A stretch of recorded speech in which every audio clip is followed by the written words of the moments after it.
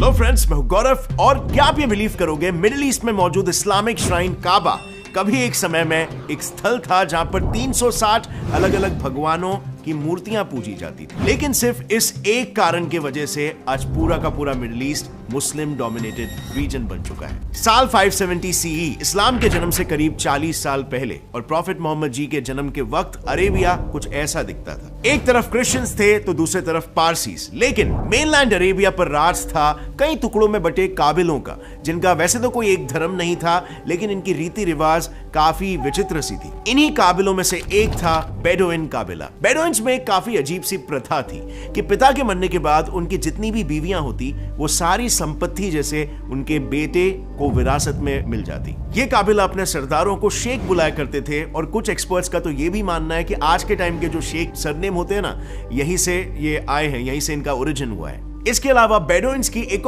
विचित्र प्रथा हुआ करती थी। वो अक्सर अपनी नई जन्मी बेटियों को जिंदा दफना देते थे। उनका मानना था कि ऐसा करके वो अपने बच्चियों को दूसरे काबिलों के हमलों से सुरक्षित रख सकते हैं, क्योंकि जैसे मैंने आपको बताया अरेबिया की जमीन कई प्रांतों में बटी हुई थी। और इंटरेस्टिंगली मक्का, जो आज मुसलमानों का सबसे पवित्र स्थल है, वहां तो उस वक्त ज्यूइश ट्राइब्स रहा करते थे। इसके अलावा अरेबिया के नॉर्दर्न इलाकों में 2 ट्राइब्स रहा करते थे। उसमें से एक थे जो टोटेमिज्म को फॉलो करते थे, यानी कि सिंबल को पूजना। अब क्योंकि पूरे अरेबिया में ऐसे ही नोमैडिक ट्राइब्स हुआ करते थे और इसीलिए वहां पर बहुत ही कम शहर मौजूद थे। 2 सबसे ज्यादा डेवलप्ड और वेल सेटल्ड सिटीज थे, मक्का और मदीना। अब अगर हम बात करें मदीना की, तो यह सिटी उस वक्त का इंसेंस रूट कहलाया जाता था और रेड सी से वेरी वेल कनेक्टेड था। इस वजह से यह काफी रिच था, बिकॉज बहुत अच्छा ट्रेड यहां पर होता था। लेकिन मक्का की अहमियत तो उस वक्त मदीना से भी काफी ज्यादा थी, क्योंकि वहां पर काबा श्राइन मौजूद था। अब काबा में उस समय, जैसे मैंने आपको बताया, ध्यान देना, पूरे अरेबियन काबिलों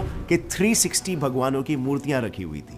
एंड शॉकिंगली एक्सपर्ट्स तो ये भी कहते हैं कि इन्हीं मूर्तियों में अल्लाह, जीसस और मदर मैरी, इन भगवानों की मूर्तियां भी एक ही साथ मौजूद थी। इस बात का मेंशन हमें ग्रीक हिस्टोरियन डियोडोरस सिक्यूलस की बुक में भी मिलता है, जिससे ये क्लियरली स्पष्ट हो जाता है कि काबा श्राइन इस्लाम के पहले भी उतना ही इंपॉर्टेंट था जितना आज है। फिर 4th सेंचुरी एडी में मक्का कुरैश नाम की एक ट्राइब के कंट्रोल में आ गया, जो अगेन एक मूर्ति पूजा करने वाली ही ट्राइब थी। अब उस समय अक्सर ऐसा होता था, अगर एक काबिले का कारवान किसी दूसरे काबिले के इलाके से गुजरता था तो अक्सर वो काबिला उनके लोगों को लूट लिया करता। और ये भी उस समय काफी इंपॉर्टेंट रीजन था कि वहां के सिटीज काफी डेवलप नहीं हो पा रहे, क्योंकि उनके नेबर्स ही उनके साथ अच्छे संबंध नहीं रख रहे थे। लेकिन मक्का में एक इंटरेस्टिंग चीज हो गई।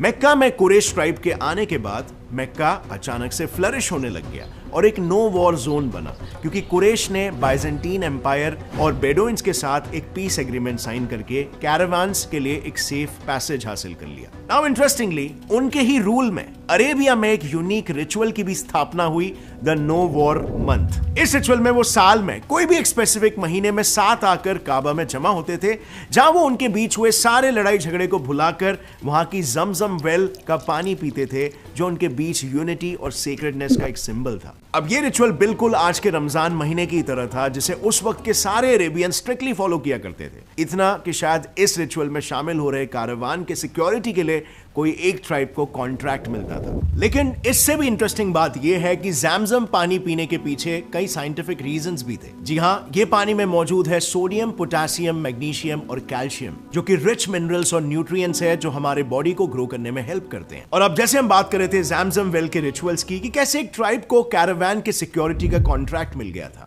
और ये कॉन्ट्रैक्ट अगेन कितना इंपॉर्टेंट था, ये इस बात से साबित होता है कि एक साल 590 एडी में इसी कॉन्ट्रैक्ट पर एक जंग छिड़ गई थी। बात कुछ ऐसी थी ना, एक बार अरेबिया के एक ट्राइब लाखमेट ट्राइब के सरदार ने उनके मक्का जाने वाले कैरावान की सिक्योरिटी की जिम्मेदारी किसी एक लोकल ट्राइब को दे दी। मगर एट द सेम टाइम एक और एक ट्राइब थी जो उसकी जिम्मेदारी डेस्परेटली चाहती थी, प्रॉफिट मोहम्मद की मक्का में रहने वाली हाशिम ट्राइब। अब इस खींचातानी में अनबन बनने लग गई और इसी गुस्से में हाशिम ट्राइब ने एक वॉर छेड़ दिया, अल फिजार वॉर। इस वॉर में प्रॉफिट मोहम्मद ने खुद 15 साल की उम्र में लड़ा, और वो इस जंग में इसीलिए शामिल थे क्योंकि उनके चाचा अबू तालिब हाशिम काबिले के सरदार हुआ करते थे और उन्होंने ही प्रॉफिट मोहम्मद को पाल पोस के बड़ा किया था।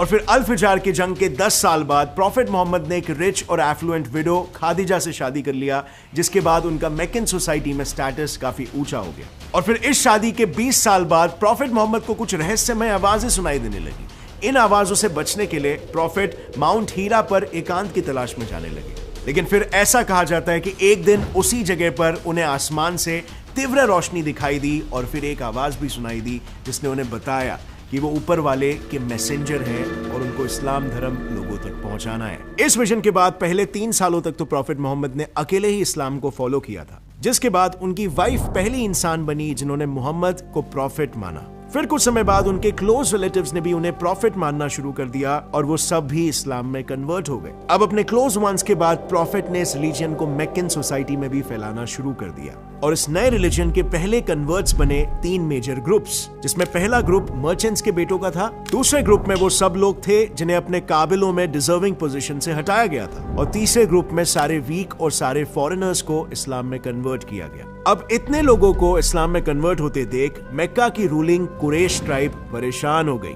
और क्योंकि वो मक्का की रिलीजियस पॉलिटिकल अथॉरिटी थी और ये नया रिलीजन उनकी अथॉरिटी को चैलेंज कर रहा था और इसीलिए अपनी पोजीशन बचाने के लिए उन्होंने प्रॉफिट मोहम्मद को मर्चेंट ग्रुप में प्रोमिनेंट पोजीशन और मैरिज करवाने का ऑफर दे दिया, लेकिन प्रॉफिट ने उसे ठुकरा दिया। उल्टा वो इस्लाम को और ज्यादा प्रोपोगेट करने लगे। मगर ऐसा करने से कुरैश ट्राइब्स में गुस्सा इतना बढ़ गया कि उन्होंने कुछ मोहम्मद के फॉलोअर्स की हत्या तक कर दी, लेकिन इनका असली इरादा तो था प्रॉफिट की हत्या करना। लेकिन वो ऐसा नहीं कर पाए क्योंकि प्रॉफिट अपने चाचा के प्रोटेक्शन में बिल्कुल सेफ थे जो हाशिम काबिले के सरदार थे। लेकिन फिर साल 1619 एडी में उनके चाचा और वाइफ की सडन डेथ हो गई और इस वजह से प्रॉफिट मोहम्मद से प्रोटेक्शन भी हट गया। अब प्रॉफिट मोहम्मद के पास मक्का को छोड़ के जाने के अलावा कोई विकल्प नहीं बचा, बट फॉर्चुनेटली बस उसी वक्त प्रॉफिट को मदीनान काबिलों का न्योता आया जो चाहते थे कि प्रॉफिट ज्यूइश और अरब ट्राइब्स के बीच कई सालों से चल रही लड़ाई को सॉल्व करे। लेकिन उन्हें वहां पर बुलाने का एक और एक कारण भी था।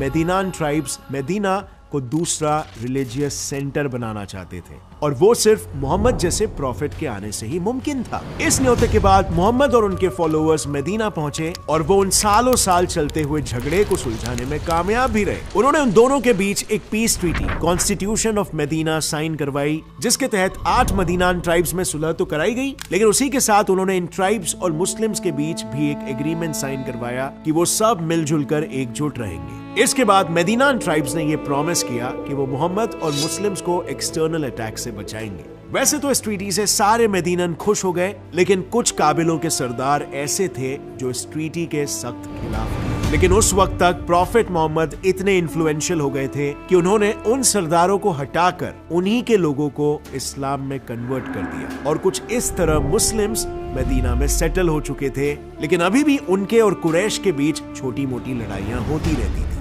मुस्लिम्स मदीना से गुजरने वाले कुरैश कैरावान पर लगातार हमले करते रहते थे, लेकिन फिर फाइनली साल 624 एडी में एक बहुत बड़ी जंग बद्र की घाटी में घटी, जिसमें मोहम्मदीन सेना की एक बहुत बड़ी विजय हुई और फिर प्रॉफिट ने फिर मक्का को भी जीतकर अरेबिया में पहली बार इस्लामिक राज्य की स्थापना कर दी। मगर इस जीत के बस 8 साल बाद ही प्रॉफिट की मौत हो गई और प्रॉफिट की मौत होते ही मक्का में उतल फुतल सा मच गया। कई कन्वर्ट्स इस्लाम को छोड़ने लगे क्योंकि प्रॉफिट मोहम्मद ने इस्लामिक रिलीजन को आगे डायरेक्शन देने के लिए किसी को चुना ही नहीं था। नए बने इस्लामिक राज्य मक्का की ऐसी हालत देखकर प्रॉफिट मोहम्मद के इन-लॉ और दोस्त अबू बकर ने इस्लाम को बचाने की ठान ली और सिचुएशन को अपने हाथों में ले लिया। सबसे पहले तो उन्होंने इस्लाम से बाहर जाने वाली कम्युनिटीज पर मिलिट्री एक्शन लेकर रोक लगा दी और मक्का में चल रहे विद्रोह को रोक लिया। इस घटना के बाद कम्युनिटी में थोड़ी सी शांति बनने लगी और अबू बकर इस्लाम के पहले खलीफ बन गए और यहाँ से शुरुआत हुई रशीदून कैलिफेट की। अबू के सक्सेसर ने अपने सेना के दम पर इस्लाम को पूरे अरेबिया में और भी ज्यादा फैलाया, जिसके बाद कई अलग अलग खलीफा आए और इस्लाम दूर दूर तक फैलता गया। अब फ्रेंड्स, एक समय ऐसा भी था जब इस्लामिक एम्पायर इंडस से लेकर स्पेन तक फैला हुआ करता था। वही स्पेन जहां पर आज 98% क्रिश्चियन पॉपुलेशन है, लेकिन उस वक्त काफी हजारों सालों तक इस्लाम का राज हुआ करता था। अब एक इलाका जहां पर पहले मेजॉरिटी क्रिश्चियन पॉपुलेशन था और फिर अचानक वो इस्लामिक डोमिनेंट हो गया और आज के तारीख में वापस से क्रिश्चियन डोमिनेंट हो गया।